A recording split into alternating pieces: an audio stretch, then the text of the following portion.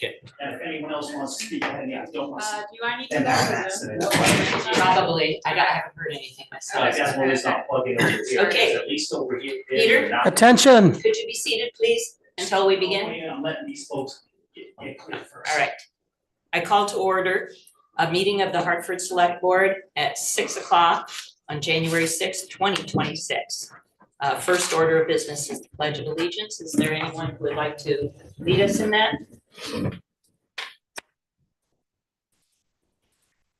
Happy to. Thank you, John. I pledge allegiance to the flag of the United States of America and to the republic for which it stands, one nation, under God, indivisible, with liberty and justice for all. Thank you. Okay, so we have no local liquor control board business and no local cannabis control board. We have two members who are not here at the moment, and I have not heard from them. Miranda Dupre is not here at the moment, nor Ashley Andrews. Oh, who is? Okay, so Miranda is on Zoom. And I guess I still will log on to the Zoom in case people want to speak and I need to see who needs to speak. Yeah. Okay. So Nick started it because Miranda started it, but I need someone here to be on too.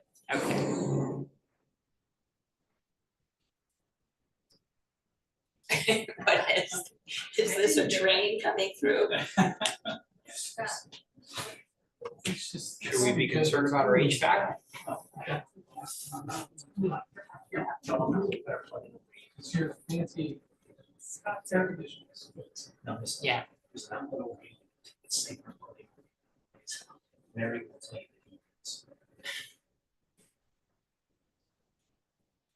We're just waiting for a little noise to hopefully be eliminated.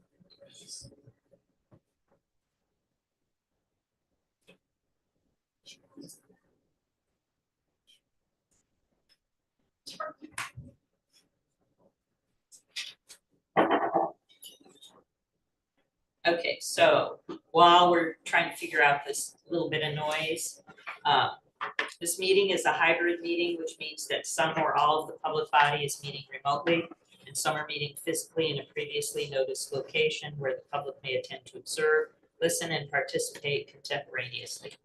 One member of this public body or other staff is present at the location to ensure the public can participate if desired. Please note that while we will strive to provide means for those attending remotely to participate in the public comment period, there may be technical difficulties or reasons that otherwise prevent or interrupt remote public participation. Therefore, it is important to note that the open meeting law only ensures the public's right to participate and comment at a public meeting by attending at the designated physical location as posted in the notice and agenda. If a member of the public or of the public body has technical difficulties accessing this meeting remotely, please alert us by email to selectboard@hartford-vt.org. In the event of a technical difficulty that cannot be resolved, we may continue the meeting if necessary to time and place certain. Please note that all votes taken during this meeting that are not unanimous will be done by roll call vote in accordance with the law. As required by open meeting law, let's start the meeting by taking a roll call attendance of all members participating in the meeting and have those members attending remotely identify themselves to ensure that they can hear and be heard throughout the meeting. Okay, Eric, I'll start with you. Eric Kraus.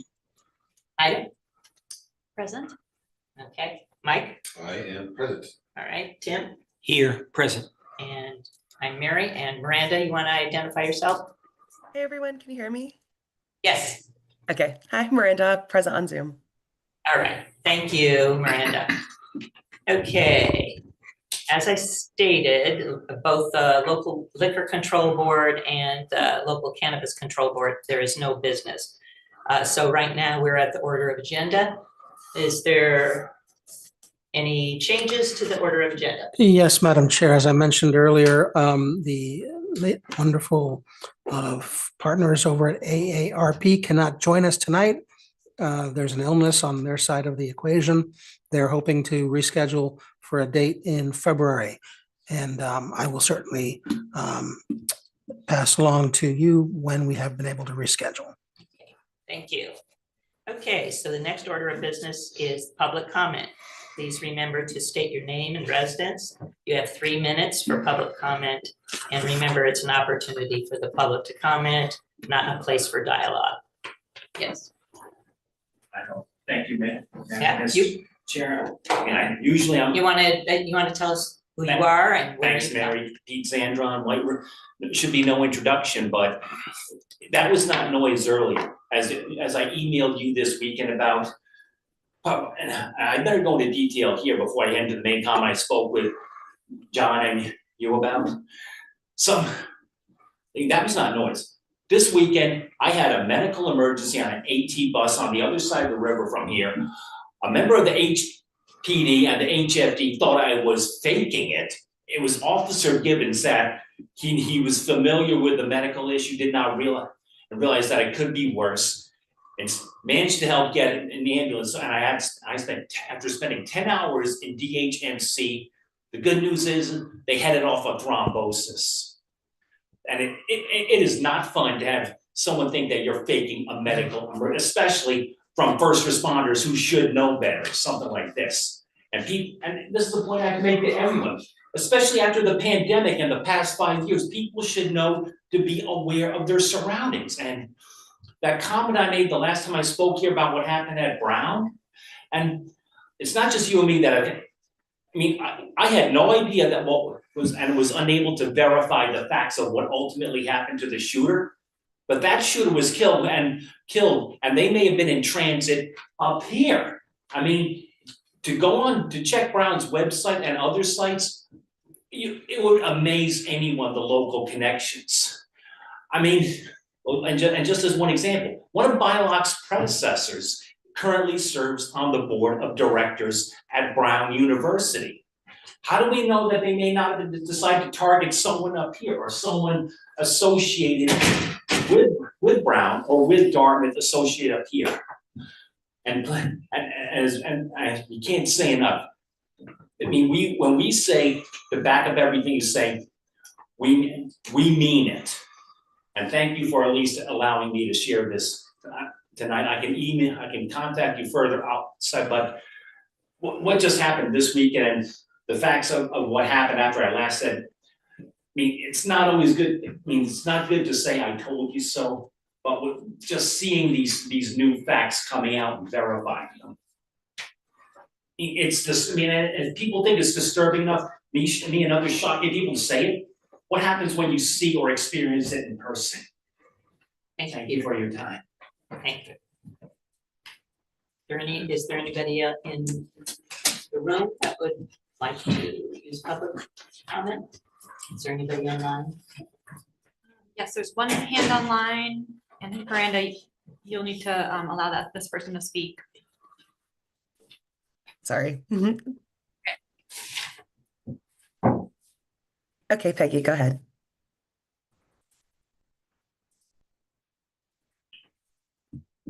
You can go ahead. State your name. I'm sorry. Can you hear me now? Yes. Okay, sorry about that. I'm Margaret Peggy Richardson. I live near the Wilder Park and Ride. I don't know if that's Wilder or Hartford actually, but anyway, I looked at the agenda for tonight and saw that there was lighting for that park and ride is on the agenda. I'm a card carrying member of the International Dark Sky Association, and I was on the Hartford Energy Committee when we were evaluating streetlights to see if we would take them over and remove a bunch of them. And I was very pleased that we did that, although some people were pretty upset because even though they had plenty of opportunity. Anyway, I just want to put in that I hope that this will, whatever comes up for lighting for the park and ride will be full cutoff lighting, meaning that there's not lighting going up into the sky, which interferes with bird migration and sleep and all kinds of stuff, and that it's all directed downward and in compliance with the International Dark Sky Association's recommendations, which I can research and get more information to you if you want. And that's what I have to say. Thank you. Thank you, Peggy. Anybody else online? No hands online. Okay. I don't know if Peggy's still online, but I would just make a note. What we try and do, since it's on the agenda, is we usually reserve when the agenda item comes up for public comment, but that's fine. I mean, you were very gracious, and we'll just move along. All right, so now there's select board comments and announcements. Tim, you want to start? I'll start with the concept that we do have some open posts in the town, in both the school and the town side. And if anybody wants to participate in the town and be part of the process, I think it's great to do that. So I encourage people to get their petitions in for those positions. It's not super complicated. You need 30 signatures, which is not daunting. So I just, again, encourage citizens, if you're out there and want to be part of things, to dive in and be part of it, because it is important to be here and be part of the process. Thank you, Tim. Mike? No comment from me this evening. All right, thanks, Mike. Ida? Yeah, to echo what Tim is saying, I've said it before, but if anyone's at all curious about putting their hat in the ring for a select board position, I'd be more than happy to talk about my experience and share any thoughts. And another comment that sort of echoes what Erica said in the past, but just I know we've had some tricky weather and more coming up, and thank you to the crews who are keeping our roads as safe as possible, and to everyone who responded. It's okay. Your 2 minutes are up. Point taken. But no, yes, and to the HPD, there was a accident on the roadway on my commute to work this morning, and there seems like there was a lot of response from the police department and keeping people, responding to incidents and trying to prevent them. So thank you for all the town employees that are contributing to keeping our roadways safe and responding when things do happen. Eric? Thank you, Madam Chair. My only comment will be, let's crush it in 26. Happy New Year, everyone, and thank you. And lastly, I just wanted to say, I know that John will probably go over this in the SIGEX.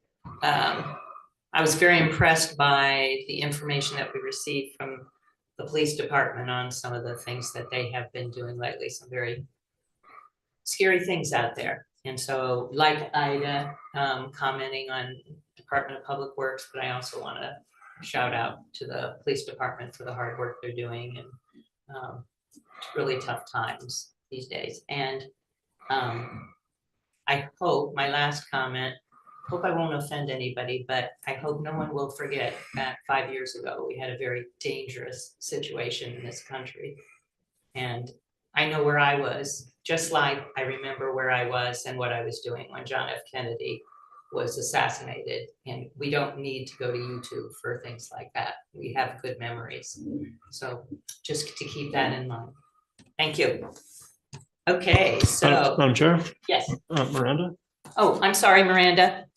No do worries. you have something to say? It's hard when I don't see your name sometimes up there.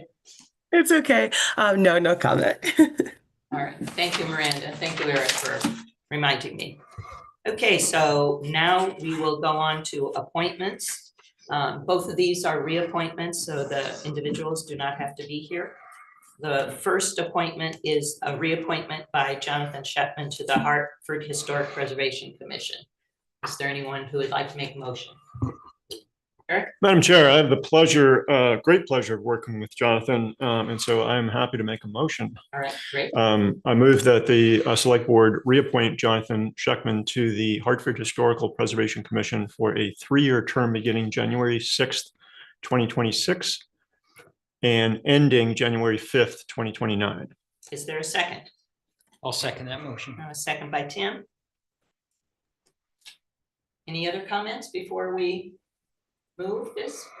I concur. We're very fortunate to have somebody that's that dedicated, been involved, and really pleased to have him re-up. Okay, thank you. So I'll take a roll call vote. Eric? Aye. Ida? Aye. Mike? Aye. Tim? Aye. Miranda? Aye. And I vote aye, so it's unanimous. That is 6. Okay, the next reappointment is of Laura Cooney, who is here tonight. Laura, would you like to get up and say anything? Hello, I have been privileged to be on the Sister City Committee since 2017. And so I would consider it an honor to be reappointed for the next 3 years. Thank you. Does anybody have any questions for Laura? All right, I'll take a motion. Madam Chair, Yes, Mike? as a liaison to the Sister City Committee, it's my honor to move that the Select Board reappoint Laura Cooney to the Sister Cities Committee for a 3-year term beginning January 6th, 2026 and ending January 5th, 2029. Is there a second? I'll second. Okay, a second by Ida. Any other comments? All right, and we'll do the roll call vote again. I'll start with Tim. Aye. Mike? Aye. Ida? Aye. Eric? Aye. Miranda? Aye. And I vote aye. All right. Guess you're in. Congratulations. Okay, then we'll move on to the town manager's report. Yes, this will be relatively brief because both my report and the SIGACs are a little thin only because we met just last week.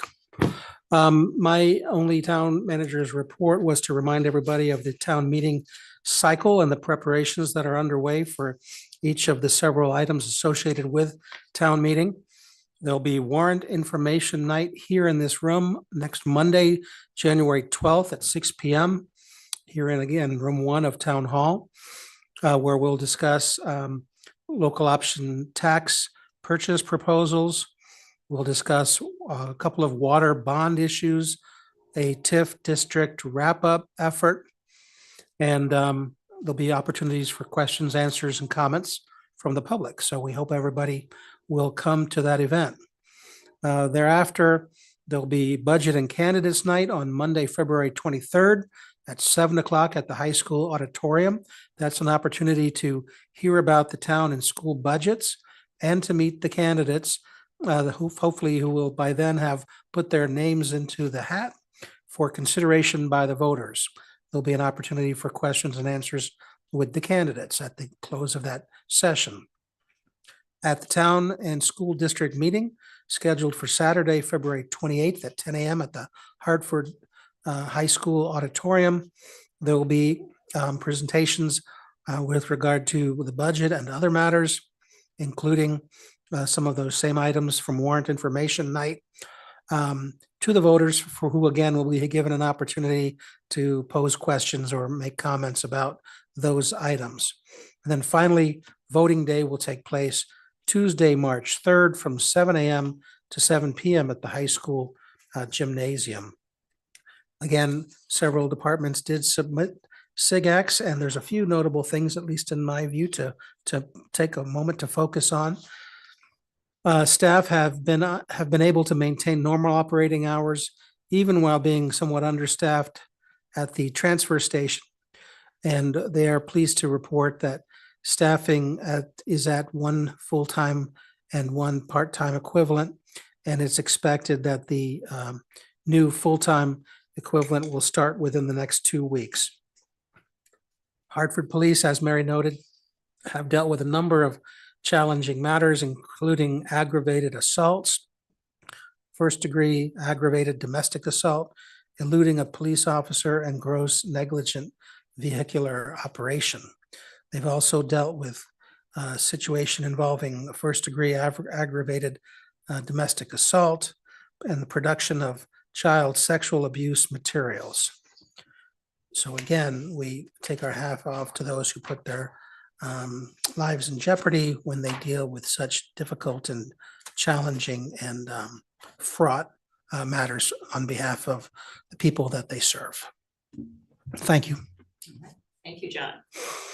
Okay, so we are now to board report motions and ordinances, and the first order of business is the potential VCDP grant overview, multifamily housing at 4445 Sykes at Mountain Avenue. And thank you. I appreciate being put first on the agenda in this order.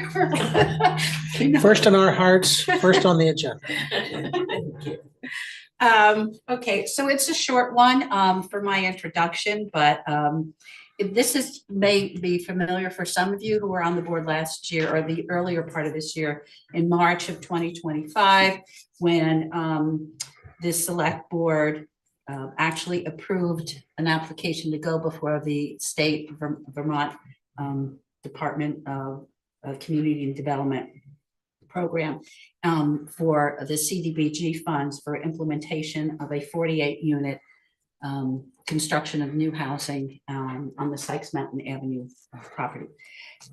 That project unfortunately was not funded out of all of the competition that was out there. And one of the things had to do with the lining up of other funding resources. Before going into more of the specifics of that, I just want to remind the board as well as the people at home, the reason why this is coming through to the select board, because it's part of a community development block grant funds that must go through a municipality.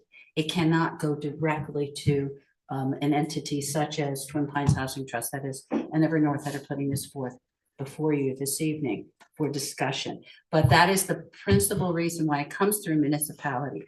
In that manner, there are municipal oversight and management of the project and a sub-recipient type of award that is very prescriptive in terms of its way in which it is required for those agreements to be written and have legal review. So I just want to, for the benefit of the community and the select board, to know that there is a very prescriptive process that would go through if it were to be approved again for submittal in this coming round. And on that note, I'm going to hand it over to Twin Pines Housing Trust. They do have a presentation. Is that, Ida, are you the one that could bring that up online? I believe Miranda should be able to. She's Okay. actually Yeah, Miranda. give me 1 second. Okay. Thank Oh, you. that's right. Through there, it could work. Perfect. Thank you. Yeah. I'm not thinking of that. Okay. So Miranda, despite the fact you're remote, you're the master of our universe. Yes. No. And this is Andrew Winter, who is before you. He is the director of Twin Pines Housing Trust. Good evening. Delighted to be here with you this evening. And with me is Bill Kelsey. Bill is the project manager. So I'm going to just break it into 2 pieces. We're going to do a quick overview of who Twin Pines is. I think most of you know who we are. But again, to highlight what Lori's talked about, 48 unit housing project. We're looking for the select board to support our application through the town to the Vermont Community Development Program, which is part of the Agency of Commerce and Community Development. This is a resubmittal, so it was turned down, as Lori mentioned, because of the number of other projects that were out there and the readiness to proceed. Twin Pines and Evernorth are partnering on this project. Both were general partners on other projects, including Wentworth, Riverwalk, as well as Hartford Scattered Sites. And then Twin Pines will manage the project once complete. So next slide, please. So a little bit about us. Founded in 1990, staff of 30. We have 665 rental units, 67 home ownership, another 9 mobile home units.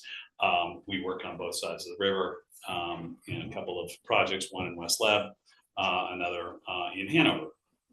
Slide, please.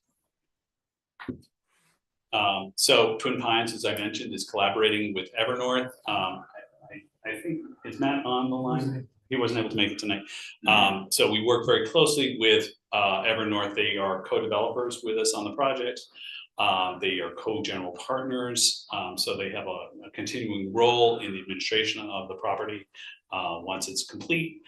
They bring development capacity. They also help us on the financing and access to capital. So they're a valuable partner. They work across northern New England, and they work as a co-developer on projects across the state of Vermont. So we're able to kind of lean in on them as we think about how we design buildings, systems, because they've got a higher volume of projects than does Twin Pines. So next slide, please. So recent collaboration, Riverwalk across the street, which opened in June of 24. And so that's just one of 3 projects that we recently completed, but one in which we worked closely with Evernorth. Next slide, please. We're doing projects right now in Woodstock. Actually, we've got a project under construction.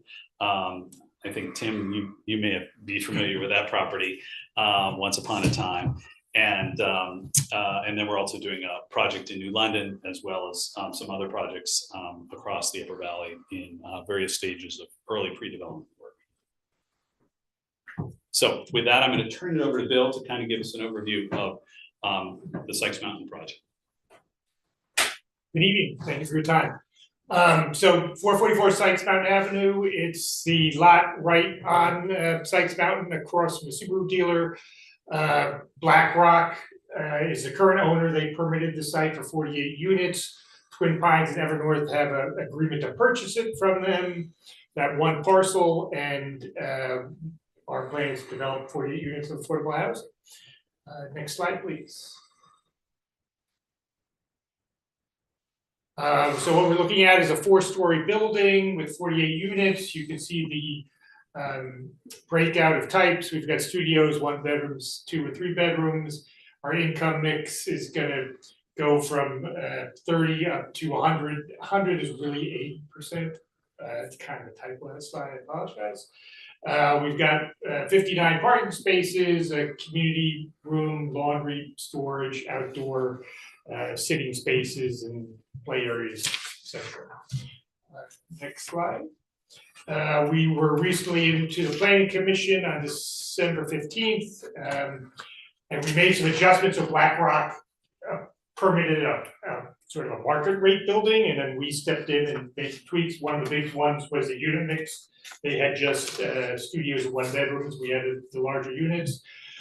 We ended up increasing the footprint of the building by about 151 square feet, or 1%. The red outline is where the building footprint used to be, and then it slid about 50 feet to the west. And the Planning Commission also approved a parking ratio of 1.2 spaces per unit, or 59 units for the 48 unit building. Next, thank you. Some other changes to the original approval, and this has all been approved and kind of done. This is just sort of big FYI. Is we added a storage room, community room, and communal laundry areas. We moved the entrance of the building, changed some of the outdoor amenities. There was a stormwater runoff system coming off the hill that we adjusted a little bit to moving the building, and we improved the accessibility down to the bus stop on Sykes Mountain Avenue. We made sure the sidewalk is an accessible sidewalk from our building all the way down to the bus stop. Next one, thank you. Here's just a look at the income levels based on household size that this property will serve. As you can see, it's a low for 1 person at $23,000 and a high for a 4-person family of almost $88,000. That may change, right? When we actually build a building, we might be into 2026 income levels. They get adjusted every year, but that's, they're not going to change dramatically. So what we're looking for from the town, as mentioned by Lori and Andrew, is we're applying for the CDBG funds, which flow through the municipality. We're requesting a $1 million amount. Our big request is that you approve a public hearing on this. And then we'll work with Lori and her team to get the application in. There is of the $1 million, about 10 or 15,000 of it goes to the town for administrative costs, and the rest goes directly to the project. Next slide. Where are we right now? So a big step, and we are reapplying for this also. We applied last year, is the low-income housing tax credits, which is about 40% of the project cost. We'll be resubmitting that application by March 2nd. Last March of 25, despite scoring better than some other projects. This project wasn't funded. We're very optimistic that it will get funded this time based on our experience last year. We also have already applied and received grant funding from VHCB. We've got a commitment for about $5 million out of a $7 million ask that we have of them. That other $2 million ask will also be going in this fall. This spring. And then in addition to CDBG money, we've got energy efficient grants and a permanent mortgage kind of round out the funding stack for this project. So that's what we have to offer you right here. We're happy to answer any questions or clarify anything. Let's take for your consideration. I have a question about, I don't know why I was surprised that they first turned you down, but it sounds like this does happen and do we, you sound very positive that this application will merit more positivity. So I was just wondering, based on, is it dependent on climate? I don't mean specifically climate, but politics. I'll defer to Andrew on that. Okay. Yeah, this project, as Bill mentioned, scored very well. Last time, I think there is only typically enough funding to finance about 4 projects. So there may be 6 or 8 applications for the low-income housing tax credits. If you don't get the tax credits, some of the other state agencies will bounce consideration until you get the tax credits. Interestingly enough, I think there was strong interest in this project, both because of the merits of the 48 units, but also because of the fact that BlackRock is developing 194 additional units up the hill, and the two that project is benefiting from the development of the affordable units down the hill. And so by getting an exemption to Act 250, which has significant financial benefit to that project. So there was a lot of support ultimately, and one of the board members actually went so far as to endorse moving our project ahead of the staff's recommendation of the other 4 projects that they did fund, which I think gives you a sense of how they were feeling about it. But it was a very competitive environment, and I think they had some other projects that they felt were time sensitive that really needed to move forward. One up in Barry in particular. Was a project that was responding to some of the flooding in Barry that they wanted to move forward ahead of ours. Thank you. Yeah. Appreciate it. Anybody have any questions? Is there anybody online? Question. Yes, go ahead, Miranda. So if this is approved tonight and we go ahead with the public hearing, I'm wondering, are you all planning on inviting current residents to the public hearing? Because I feel like hearing from, the success stories and from residents that currently live, in your units would be really powerful too. So that's just my question / recommendation. Okay, I appreciate the recommendation. Do you want me to answer on that? Or Sure. Okay, so there's a very prescriptive process that we follow, and this is specifically being warned as a public hearing to get public input.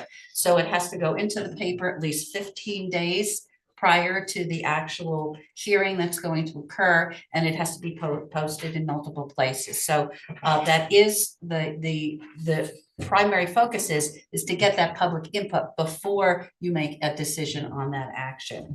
And certainly, it'll be on our social media, our website, and so forth, and then you'll be putting it out in the newspaper as well. And will you gentlemen be there to answer the questions for the public, or will it be you, Lori, or what? Both. Yeah, we'll be back here when we schedule the hearing, which I think we're thinking about the meeting in early February. Yes, February 3rd. Yeah. Eric, did you have a question? I don't have a question, but I'm ready to make a motion if you're. Okay, great. If- There is if- one hand online. Okay. Sorry, Eric. No problem. Do you know? Yes, Marie. Go ahead, Hi, Marie. Marie Alvin, Hartford Avenue. Yeah, I just, I'm not real fond of Twin Pines, and their operations. I know provide a lot of housing in the community, and it certainly feels we get our share of low income and homeless and drug issues in their apartment buildings, and they just don't seem to be addressing that. They might not have that in this new building, but yeah, I mean, I know you all are aware of it, and I'm sure you're gonna let it all go through, but yeah, anyway, thanks for letting me point that all out that you already all know. Thank you, Marie.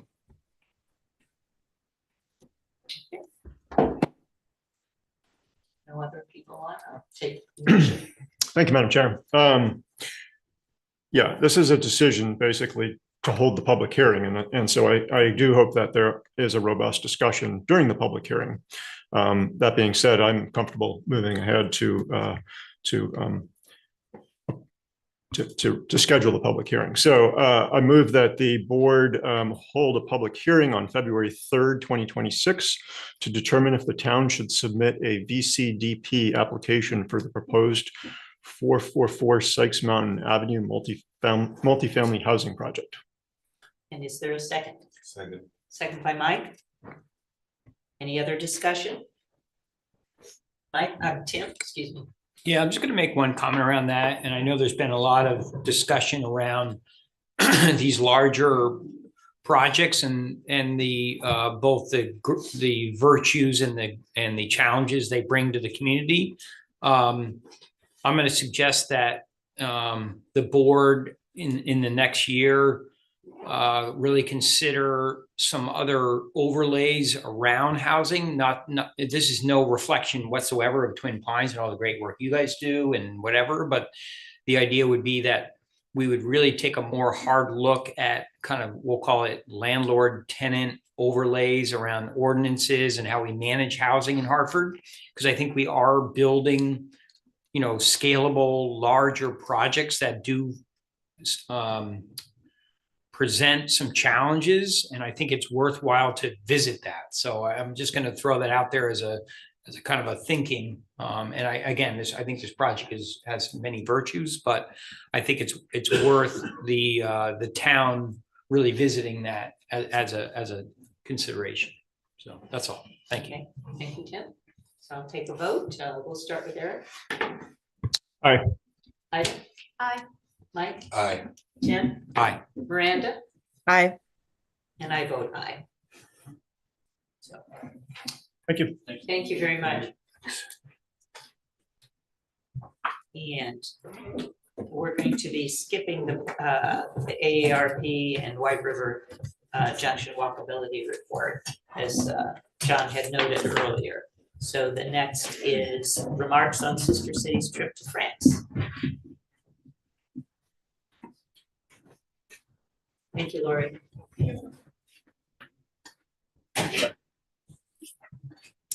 Thanks, y'all. Yeah, you have to tell us who you are. Yep, I'm fixing to do that, just trying to get all my stuff, my ducks in a row.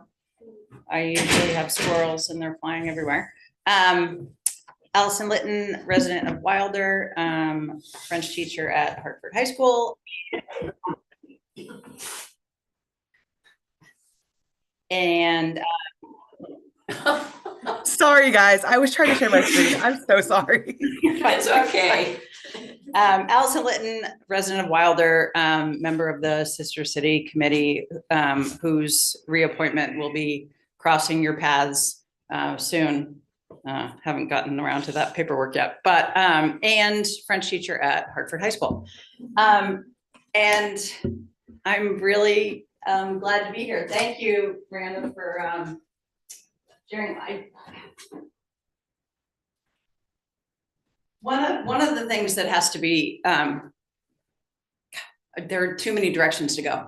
I'm going to give out the gifts first, because whenever we go, Laura being another member of the committee, to visit our sister city in Senon in France. They're extraordinarily generous, just wonderful people. And so I do have some things that are, because who doesn't want chocolate? So thank you for all that you do. This is actually on behalf of the John, are we City allowed of to Senon. accept these gifts? I think I have a de minimis nature, yes. Okay. We. Sorry. We. And if anyone says we baguette, I will leave the room. These are for you, town manager. Merci beaucoup. Ben, je vous en prie. This is the biggest one, however.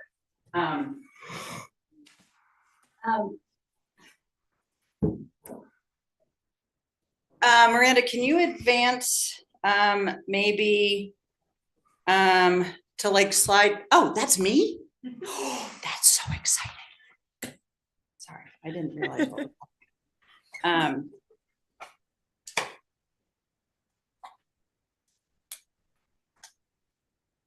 or maybe not. Okay. Yep, perfect. Okay, maybe pause here. So we have a sister city in France. And every 2 years they have a wonderful festival that welcomes their sister cities from across the continents. Just for a little bit of comparison, the population of Senon is just a hair under 27,000 over 2.13 square miles. Hartford is 10.5 thousand over 45 square miles. So it's a very different environment, which I think brings a lot to our relationship. And Miranda, if you scroll down a little bit, then the next slide, perfect. Anytime there's a blue link or a blue text, it is a link to something else. So that you don't need to click on it right now.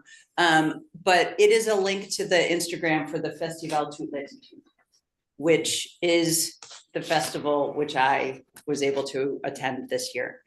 As you can see, Senon has multiple sister cities, and we consider them our cousin cities. So I have had an invitation to go to Turkey next summer. And I'm like, fascinating. And they want to become our sister city. I'm like, okay, well, we'll get there. But the relationships that we develop with these other towns is really extraordinary. And I was so grateful to interact with people in these various towns. And one thing I need to plant the seed here, because every evening there's a concert. And 2 nights were Turkish musicians, and one was the Orchestre Baobab from Senegal that I actually saw at the Hop at Dartmouth probably about 10 years ago. It was extraordinary.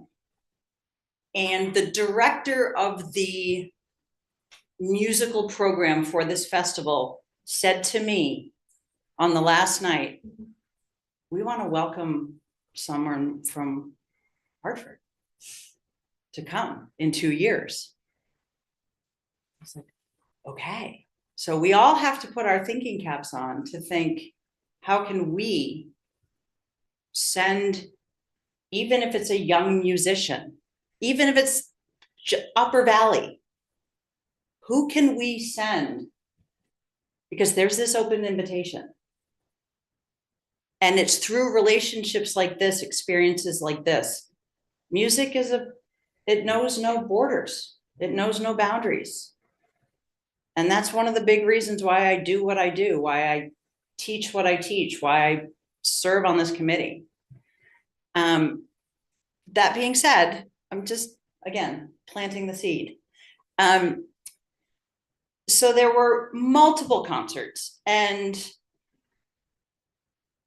I do want to share one particular video with you. because I found it extraordinary. Miranda, if you go down to slide number 10, I believe, I don't know if you can see the, keep going. Oh, wait, stop here. Oh, perfect. Oh. One of the biggest events of this festival is the raising of the flags. So as you saw, Sinon has multiple sister cities. And for every country, there is a raising of the flag of that particular country. And members of the community who identify with that nationality come and partake in this ceremony. Well, I was the only American. I did sing the national anthem. Not well. I think some recordings exist. I have not seen them. I don't want to see them.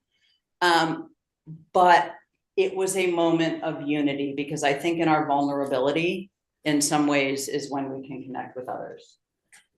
So our dear mayor, Jean-François Aigron, who's in the photo in the upper left, is just an extraordinary human. And we should, all fingers and toes crossed, be welcoming them to Hartford in June or October. I'm trying to convince them to come during fall season, which would just be, I think, wonderful for everybody.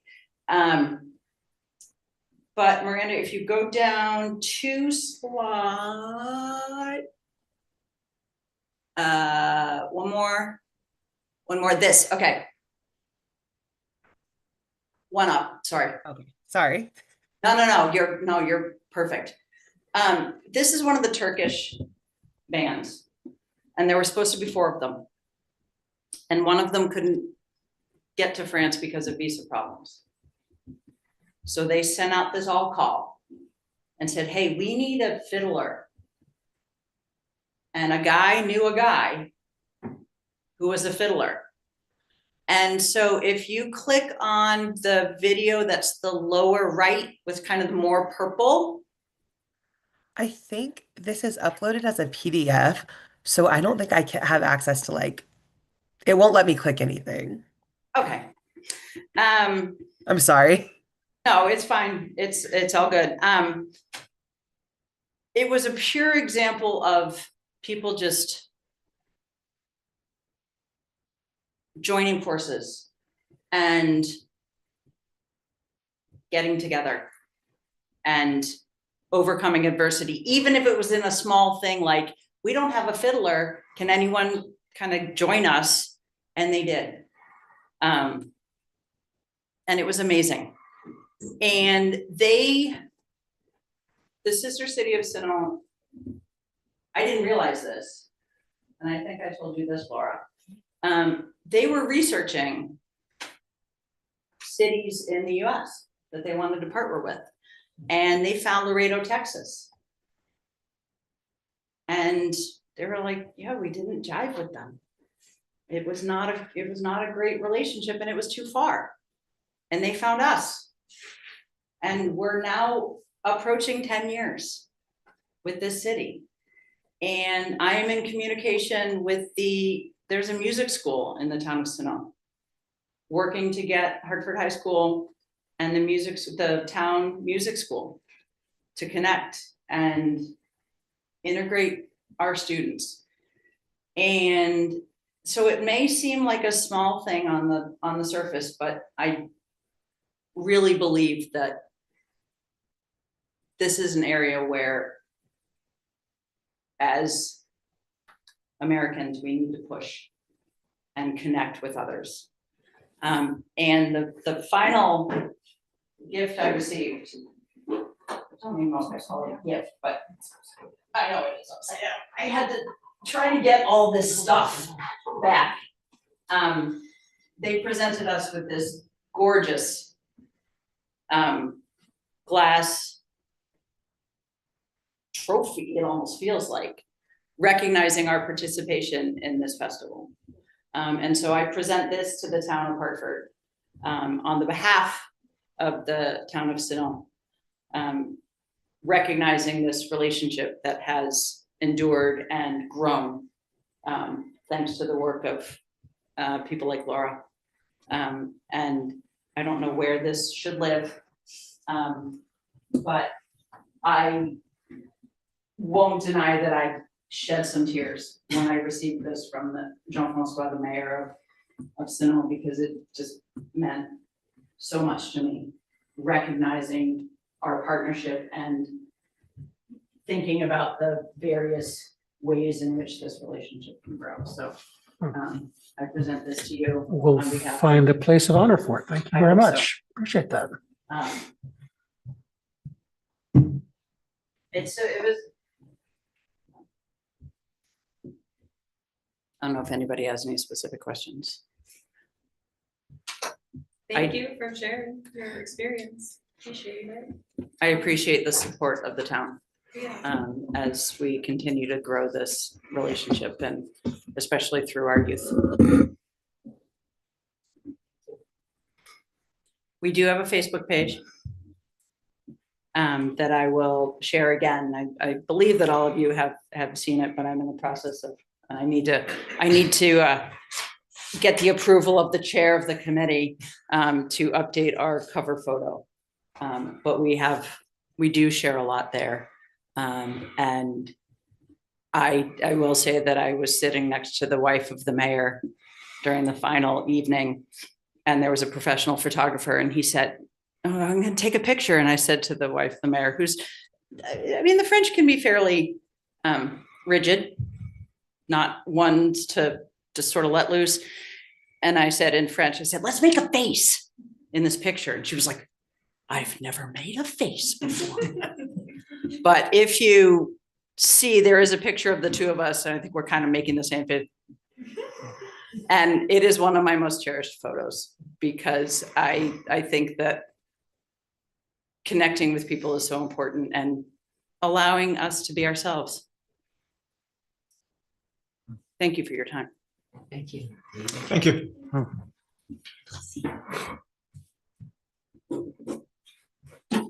Okay, now we have to come down from that high. Yeah. Have some chocolate first. Yes. So the next item on our agenda is to consider acceptance of state grant for the park and ride lighting. Yes, thank you, Madam Chair. As you all know, there's been several years of discussions about lack of lighting at the Wilder Park and Ride facility. And I think that it all came to a head in June of the last year, at which time the select board suggested or authorized the town manager to go forward and seek grant funding to install lighting at that facility. We did so after having met with representatives from the Department of or the Agency of Transportation from Vermont on site, who gave us some tips, suggestions, one of which was maybe to consider solar as an alternative to the heavy disruption that might be necessary in installing electrical lines to lights. And in fact, they have seen them used to good effect at some of the other park and ride facilities. In any event, our research indicated that yes, that is a lower cost alternative to installing lights. And it seems to me that the overall reduced budget that we presented to VTrans was well more than enough to install something in the neighborhood of 4 to 6 lights at that park and ride. My own thought was maybe we could install 3 to 4, depending on manufacturers' recommendations as to coverage areas, and then see how that looks, with the notion that we probably would still have some available budget to install a couple more lights if the consensus was that more lighting was needed. But I think, as you'll all remember, the impetus of this was the feeling that an unlighted park and ride, which is something of a rarity, could invite bad behaviors, could encourage long-term stays at what is supposedly a short-term commuter lot, and might have the benefit of also allowing police to better monitor at all hours the activities that go on at that park and ride. So with all that said, we were successful. We were given the full amount of grant funding we requested. It will require a 20% local match if we were to accept the grant. And so what is before you is simply the request that you allow me to accept the grant on behalf of the town, after which I would first obtain the necessary permits from V-Trans, because the work would still be within their right-of-way, which is quite chunky in that area, because it was their lot at first, and they handed it off to the town, but they retained some permitting authority over that lot. After which we would then install something in the neighborhood of 4 lights on the far side of the facility, since there's probably adequate lighting along Route 5 itself, but keeping an open mind that we probably still have the resources and capacity to expand the lighting if 3 or 4 were deemed not to be sufficient. And I take Ms. Richards seriously, and I respect her views. And certainly when we do make the purchase of these lights, assuming you want to go forward with this project, we would look to downcast lighting, which does not increase light pollution in the sky above. Any questions for John? The lighting? Tim? Yeah, I don't have any problem with the project conceptually, but as you know, I have a little bit of a obsession with the light quality that we seem to be showing up in our town. I mean, I looked at the cut sheets and so on that were presented within this packet, and I think they're very problematic because they're a light fixture that does not basically have baffles that makes that downcast light as opposed to light that tends to spray out. So I don't have any problem with the project per se, but I really think that we should be choosing fixtures that definitely present light down on the ground as required, but are very sensitive to this kind of like more harsh broadcast lighting that we're seeing everywhere. So I would really truly suggest that we choose another fixture that achieves that objective. There are nice neighborhoods in that area, and there's already like the mobile station and a lot of other kind of commercial users that spray a lot of light in that area. So, you know, that would be my only comment, that if we could indeed really focus on the quality of the light that we're introducing to that space, I don't have a problem with the project. I hear you loud and clear. Is there someone on, or Miranda, do you have something to say? No, I don't have any questions or anything. Okay. We do have yeah. Go ahead. There is just an online comment. Sorry. It's go ahead, Marie. Hi, Marie Alvin, Hartford Avenue. I guess my only question is, it sounds like you're going with the all solar approach. And I guess my only concern with that would be on the trees that are there. We want to keep the trees there too. And I'm all for keeping it down low keel, like the vet right here, they have the direct down lights. So, I mean, I'm all for that. We don't want it to light up the whole world, and the neighbors are nearby there. And it's a safety issue too. That's what it was first approached as, because when people are there going back to their cars at 9 o'clock at night, it's pitch dark over there. And certainly I wouldn't feel comfortable leaving my car there. And I've had other residents say it's very scary over there. So of course I'm for it, because we've been trying to get it a little bit safer up here with the hanging out of clientele over at that park and ride. And things right now are looking good. Lighting will only improve the situation of safety over there. And I don't really think there is much lighting. I mean, I did send you all pictures. I don't have those up along Route 5. That you sort of brought up. I'll see if I can get that up. But you have it all in front of you. I think the only reason it might be able to have some along Route 5 there as well. I don't know. First, I thought we were talking 3, and now we're talking 4 or 5 or however. So, and I'm mostly leery with having them all solar. I understand you don't want to dig up everything, and I certainly don't want to lose the trees that are there. But you could, if you put them on the other side near Route 5, you wouldn't be destroying as much over there. But I didn't realize V-Trans still had some connection over there either. I thought it was all the town. So anyway, I hope you'll support it. We've been, trying hard to get this to go through and be safer up here, and appreciate your consideration. Thank you.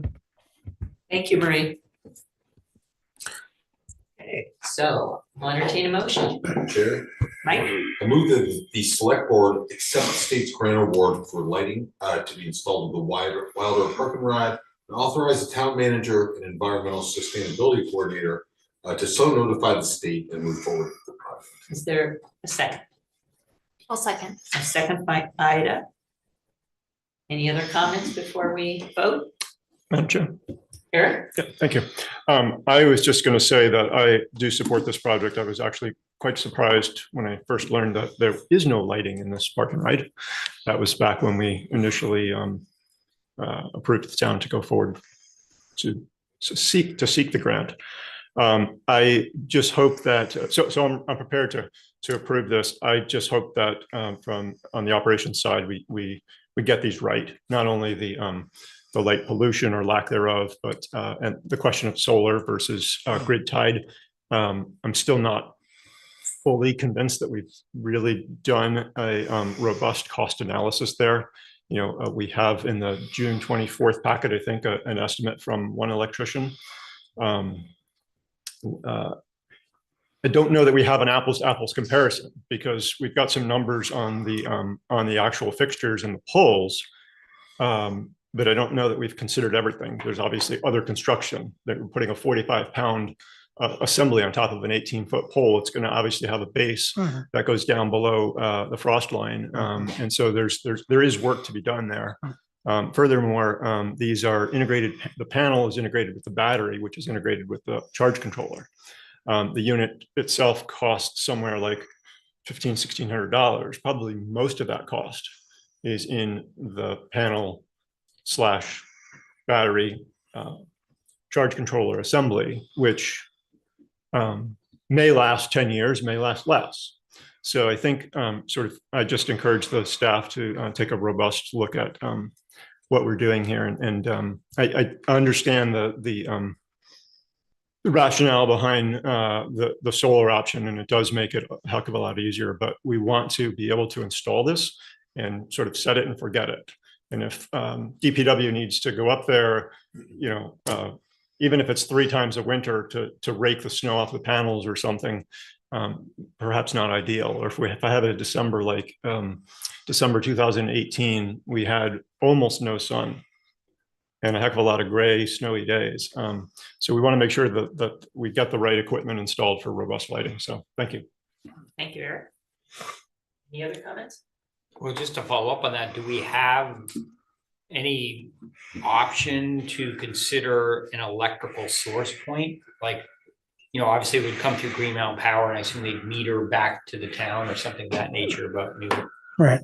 Is there even electrical infrastructure that we could tap into along that? We talked to Shaw Electric, and they gave us just broad numbers, but to bring the lines to the far side of the lot would involve excavation.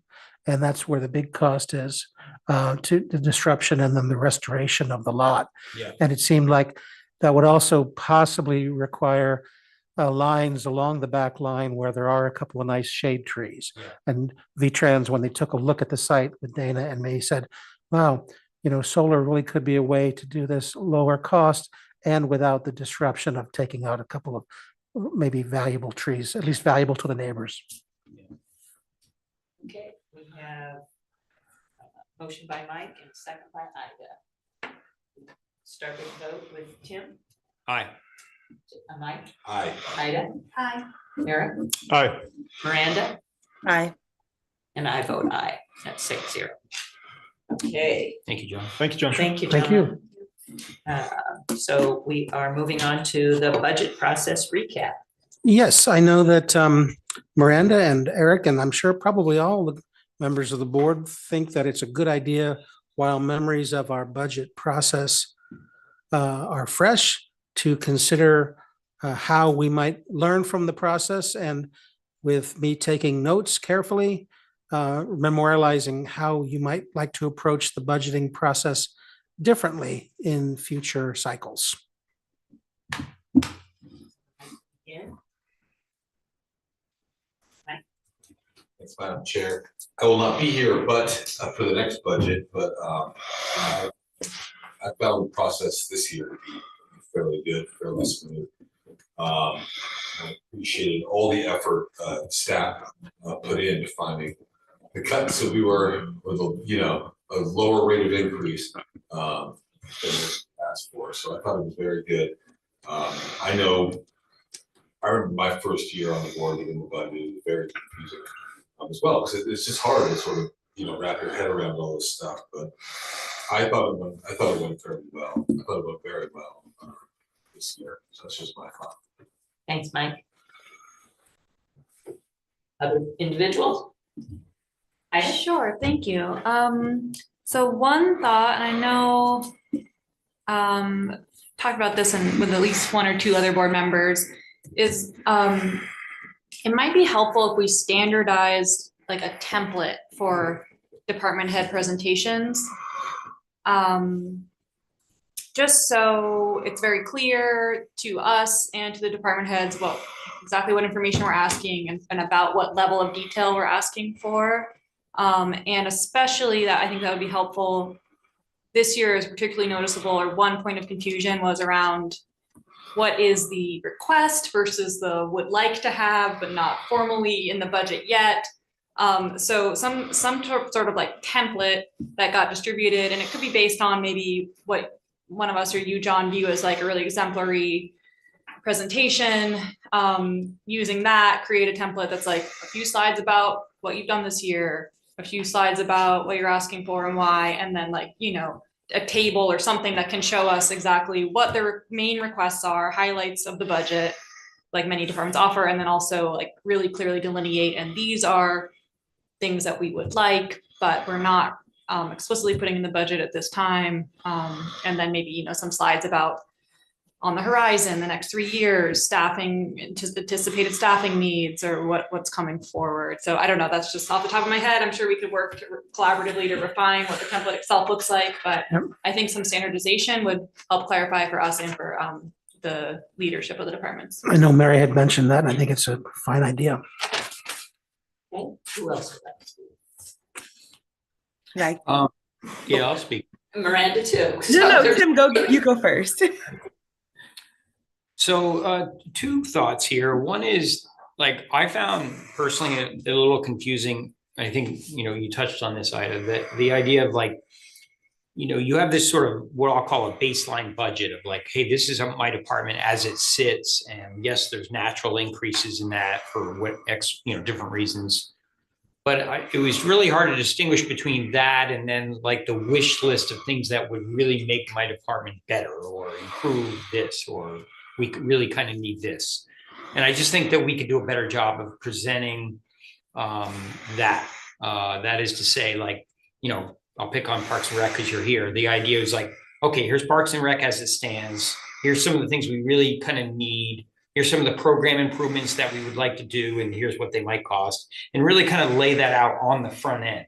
Now, obviously you get a number. Like I wasn't part of the board when they said, hey, give us a 4% or whatever the targets were.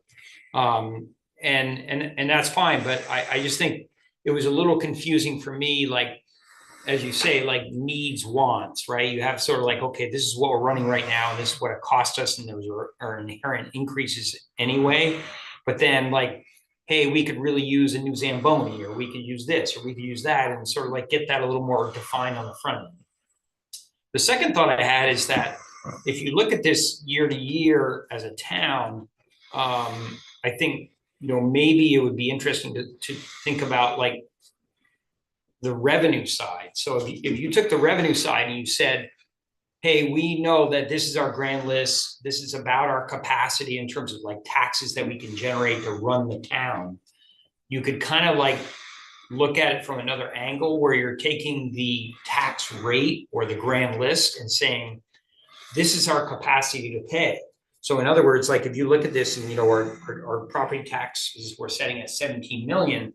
Well, yes, we're offsetting that with this funny little unassigned fund balance thing, and then the new taxes that are arriving. But I think that for voters and for the capacity of the town, you could say, hey, currently our tax rate is at 65 cents.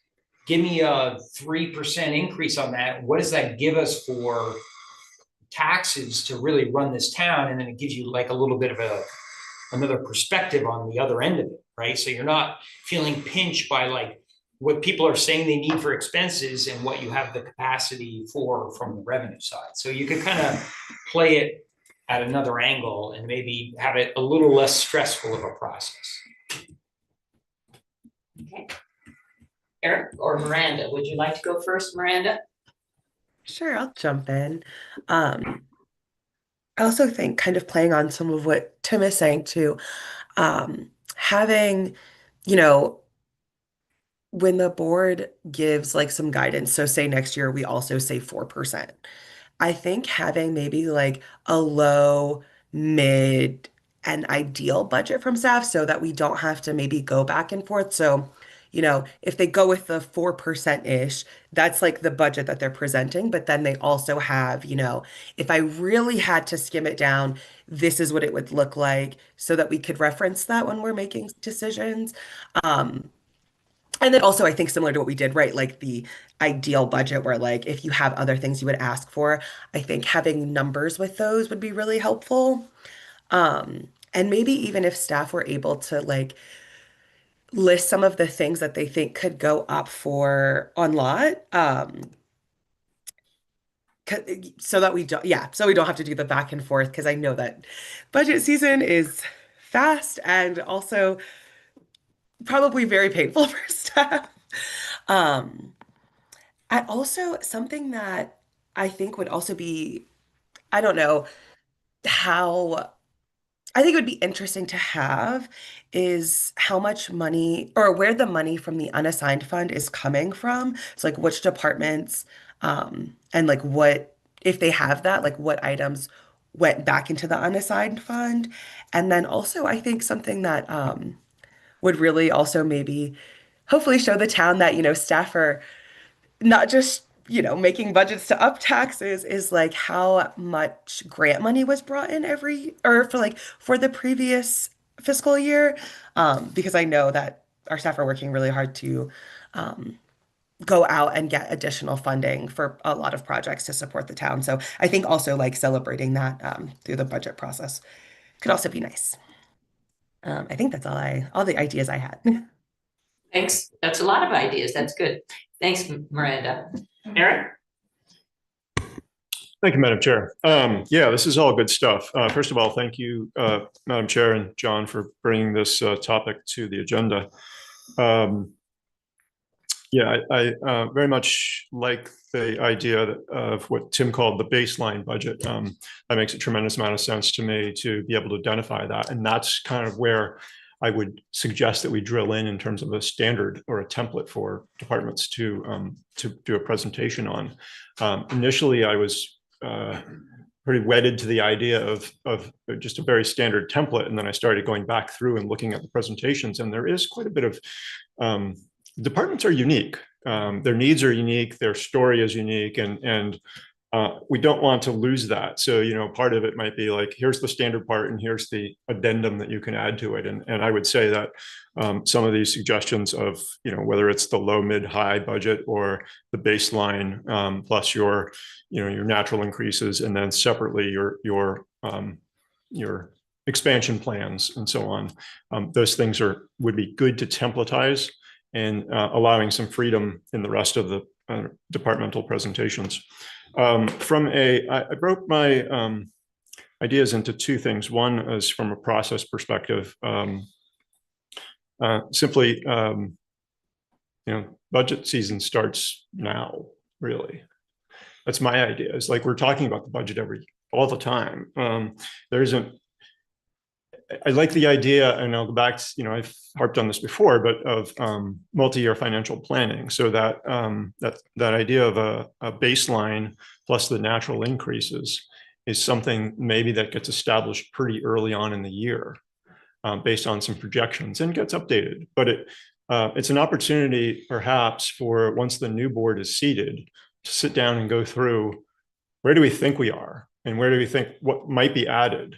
And so that during the course of the year, we're thinking about those things, because it's very difficult when you get into budget season, you get into like October and November, to be like, wow, I just have this great idea, or whether it's departments or whether it's the board or whatever.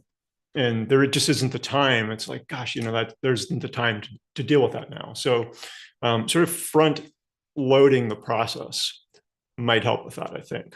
And also it gives us a trajectory. Like we can see, I think we did a nice compromise this year with asking department heads, and they provided good information on what might be coming next, particularly around equipment and staffing and so on. So we know kind of what's out there, and that's good. That really helps me, and it should help us all, I think. And we should be able to, my vision really is to be able to provide a pretty stable path for taxpayers, like to not have 7.5% one year and 2% the next year.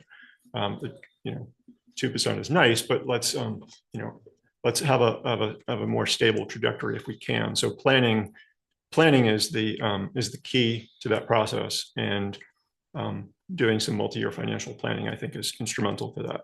The other, on a process perspective, the other comment they have is about when we're crafting the budget memo. This is really just for the board.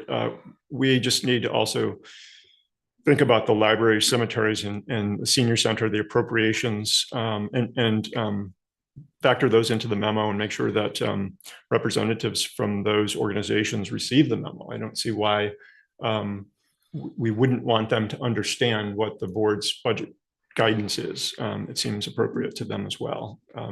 I may be off base there, and I invite you to tell me so if you think so. The rest of my comments really are about information management. I wrote a listserv post about partway through the budget season, maybe halfway through. And I was, and part of the listserv post, I was trying to accumulate all of the information that if a citizen wanted to sort of do a deep dive, things that they would need to find. And so I found myself referencing all of these different agendas with different, with various departmental presentations in them, and it's just really cumbersome. So I think we could do ourselves a favor, and we could do the public a favor by having just a little bit more structure about how we manage that information. So, for example, the agendas could just link to one single document that lives in the document center, and that each department, as they finish their presentation, just appends it to the document. And then we have something that we can find. Like if you want to do research on what the budget presentation was from planning and development 2 years ago, it's a pain in the butt, right?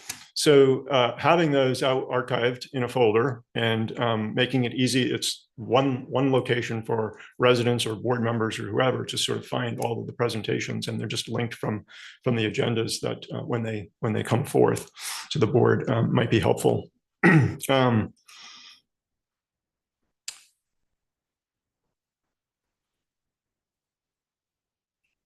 And so there's probably a couple of ways to do that, whether it's one document or multiple documents or something like that. But some location that can be the reference point rather than navigating through the agenda center. The other on information. I think I've pointed this out maybe to one or two of you in the past, but the Brattleboro annual report is a good example.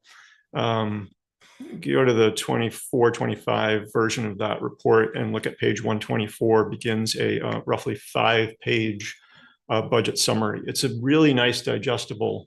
It does staff wages and salaries, and then staff benefits, and then it gets into the other sort of operational, equipment and materials and so on and so forth. And it's just it's like 3 pages of expenditures and 2 or 3 pages of revenue. It's a good intermediate between what we might present on budget and candidates night in the form of a PowerPoint and the however many page the detailed budget is, which is great to have. But if you just want to see a snapshot, the 5 pages is fantastic. And they go back 5 years. And they also, the last column is, or the last 2 columns, one is current year percent increase over the past year. And then the last column is that line as a percent of the total budget. So at a snapshot, you can see, 11.9% is their police department salaries as a percentage of their budget.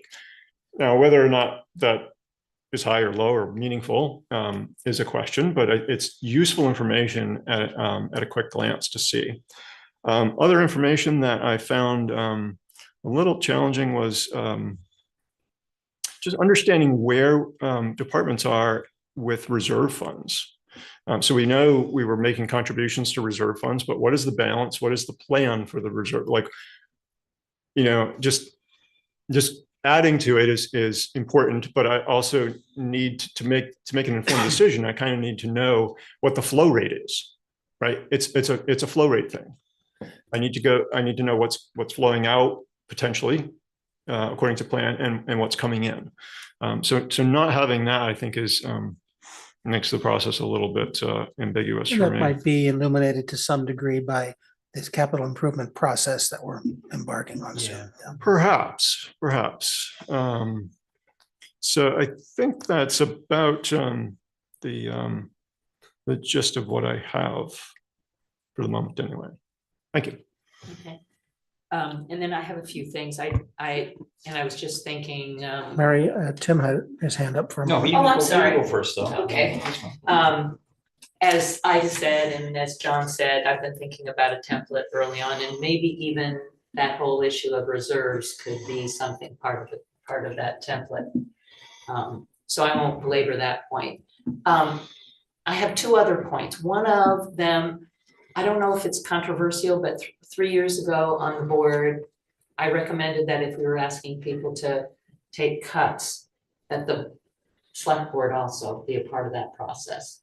And so I think we have to consider that because we're not exempt, we're a part of the town as well. We are going to end up with a pretty close to 0 for our training. So next year, we're going to have to look to put into it. So that's going to be, a little bit more than 4% probably. So anyway, that's just a thought. None of these things I think are policy, they're just that. The other thing that, again, I've done a lot of thinking about this because I want to be totally honest with you. This is a hard process. It's a hard process for the staff as well as for us. A couple of staff members came to me and they felt pressured because they were working on grants and other things. And they were responding to a lot of our questions and finding it difficult to answer them. And I've already talked with John about this because this is really in his ballpark because he does the day-to-day operations. But I just want to make sure that we consider that when we ask these people questions, and we generally ask them on a Monday and we see them on a Tuesday, to make sure that they realize we don't always expect a specific answer right away because that's gonna mean they're gonna have to take some time out from the work that they're doing. So I just, we have to consider that they're, running 8-hour days or whatever they're doing, and they're trying to get their work done too. And it'll come out, but just, it's just a thoughtful process that I want us to consider. So those are the only 3 things. I will state my own appreciation that I don't get these questions on Saturdays and Sundays. Yeah. If somebody wants to load up those questions with an automatic tickler for Saturday, for Monday at 6 a.m. or something, that's wonderful. That's appreciated by those of us who don't want to answer a pinging phone over the weekend, Right. if we can avoid it. Right. But no, I do think the questions that individual board members have are probably shared by other board members, and you certainly are entitled to have questions answered. And I personally have not found them abusive in any way, simply good faith requests so that board members can do their jobs as well informed as possible. I haven't found them to be too onerous. And if in fact I do ever see that, I will know to push back and let the full board know that there's a lot of time and effort that would be required in my mind to answer some of these questions. Maybe I haven't done a good enough job anticipating problems on the part of staff to answer these questions, but I will try to do better to protect them in that way. But I do think we have a pretty good system in place to get information to the people who need it to make good decisions. Can I selfishly advocate? I'll take this opportunity. Sorry if you can hear my bird in the background. To selfishly advocate, because I know we've got elections coming up, and so we'll have one very easy meeting coming up. So that could be an opportunity for us to maybe do agendas like a week in advance. Because if we make a normal agenda in addition to the, bringing on new board members agenda, then we could have agendas in advance and staff could have more time to maybe answer questions. I don't know, put it out there. John, I know you're going to see what staff think about that, but yeah. Thank you, Miranda. Thank you, Miranda. Tim?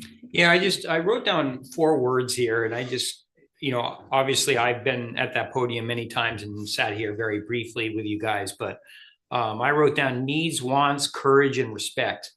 And the one thing that I've reflected on in this process is that, obviously we're trying to find this balance between running the town and running it effectively and frugally and so on.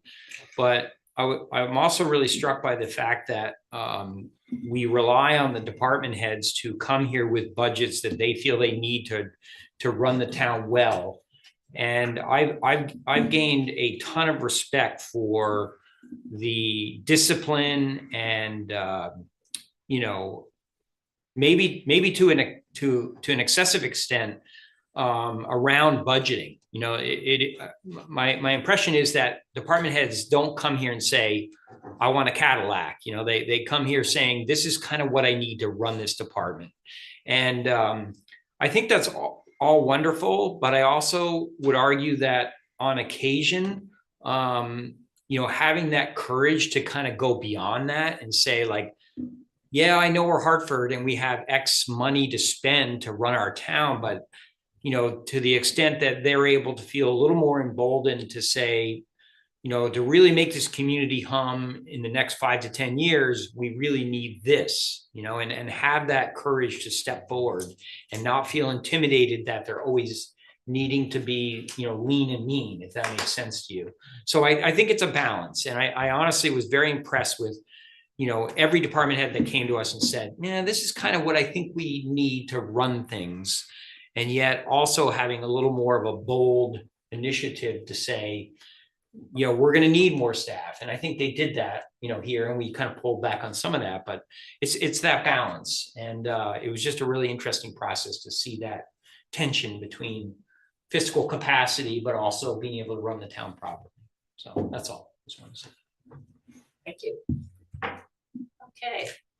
Unless there's something else that someone wants to say, we can move on to commission reports. Madam Chair? Yes. So we've contributed some information. What happens in this process next? Do we revisit this with some counter proposals or? Well, I've certainly taken copious notes. I'd be happy to put together kind of what I view as a collection that represents all the comments to the extent they're not mutually exclusive with one another for your consideration at a future meeting. Maybe we give ourselves the 20th for focus on the warnings and the budget finalization, but maybe a February session to review a summary of what we've discussed? I think it would be great because, we run the risk otherwise of being back here in October and then going, wait, I thought we had Yes. some ideas, and then, Yes. we may not remember them all or what have you. It just maybe nice to sort of set our trajectory early. Well, if we do end up with, like, I think even starting with like that template, if we ended up with some kind of short workshop, that would solve possibly a lot of this, but it's just my thoughts. Yeah, you could build a pretty good framework, right? That Right. sort of says like, okay, currently we're sitting here and Yep. what's that look like? And if you could even play around with the numbers, honestly, and say, make some assumptions and honestly, like, let's acknowledge Gail, truly, like Gail was here for 10 years and did some pretty disciplined work around financing and budgets and so on. So Absolutely. we're kind of heading into a new chapter with a new staff. And so we, probably do have an opportunity to look at that and think about, some of the tweaks that we could do, but. So I'll shoot on some kind of a overview summary in February that we can massage into place. Thank you. Okay, so commission reports. I'll start with Eric. Thank you, Madam Chair. I have nothing this time. Ida, No reports. Mike, No reports. Tim, I just will update that I got updates related to the zoning board and planning, which I serve, and they have no applications for February. So it's kind of a quiet time for them. So there's not a lot of activity going on. Thank you. okay, and Miranda, Nope, nothing. and none from me. Okay, so we're moving on to the consent agenda. Madam Chair, Yes, I move that we approve payroll ending 1/3/26, approve AP manifest of 1/2/26 and 1/8/26, approve meeting minutes of 12/30/2025, future meetings approved, 1/20/2/3/217 and 1/22 if needed. is there a second? Second that. A second by Eric.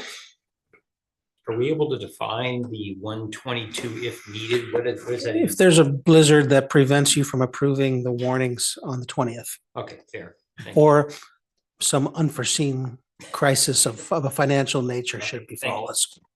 Okay, so Mike made the motion, Eric seconded the motion. All in favor, say aye. Aye. Aye. Aye. Okay, none opposed, so it passes. And there's no executive session. Make a motion that we adjourn. You may, is there a second? Second that. Second by Eric. All in favor, say aye. Aye. Aye. Signatures, please. Yes, and there's a card for some of you who came in a little bit afterwards.